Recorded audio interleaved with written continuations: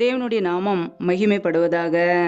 வேதத்தில் நாம் வாசிக்கிறோம், நீதிமொழிகள் 28ஆம் அதிகாரம் 13ஆம் வசனத்திலே, தன் பாவங்களை மறைக்கிறவன் வாழ்வடைய மாட்டான், அவைகளை அறிக்கை செய்து விட்டுவிடுகிறவனோ இரக்கம் பெறுவான் என்று கர்த்தருடைய வார்த்தை கூறுகிறது. பிரியமானவர்களே, நம்முடைய வாழ்க்கையிலே நம்முடைய பாவங்களை மறைக்காதபடிக்கு தேவ சமூகத்தில் அவைகளை அறிக்கை செய்யும் போது, அறிக்கை செய்து அவைகளை விட்டுவிடும்போது தேவன் நமக்கு இரக்கத்தை கொடுக்கிறார். ஹல்லேலூயா. ஒவ்வொரு நாளும் நம்முடைய வாழ்க்கையிலே நாம் செய்த தவறுகளை, குறைகளை, குற்றங்களை தேவ சமூகத்தில் அர்ப்பணிப்போம். தேவன் நம்மை மன்னிக்கிறவர். கர்த்தராகிய இயேசு கிறிஸ்துவின் இரத்தம் சகல பாவங்களையும் நீக்கி நம்மை சுத்திகரிக்கும். நமக்கு பாவம் இல்லை என்போமானால் நம்மை நாமே வஞ்சிக்கிறவர்களாய் இருப்போம். சத்தியம் நமக்குள் இராது என்று வேதம் சொல்கிறது. நம்முடைய பாவங்களை நாம் அறிக்கையிடும்போது கர்த்தராய் இயேசு கிறிஸ்து நம்முடைய பாவங்களை மன்னிக்கிறார்.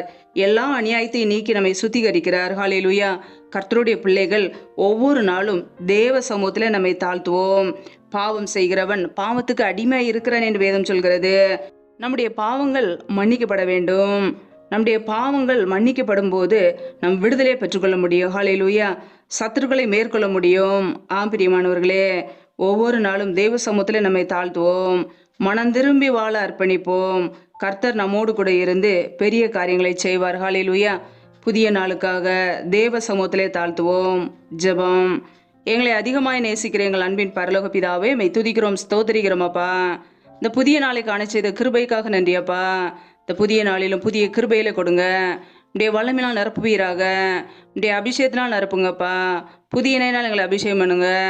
இரவும் பகலும் வேதம் வாசிக்க எங்களுடைய மனக்கண்கள் திறக்கப்படட்டும். வானத்தின் பலகணிகளை திறந்து சம்பூரணமாய் திருப்தியாய் ஆசீர்வதிங்கப்பா.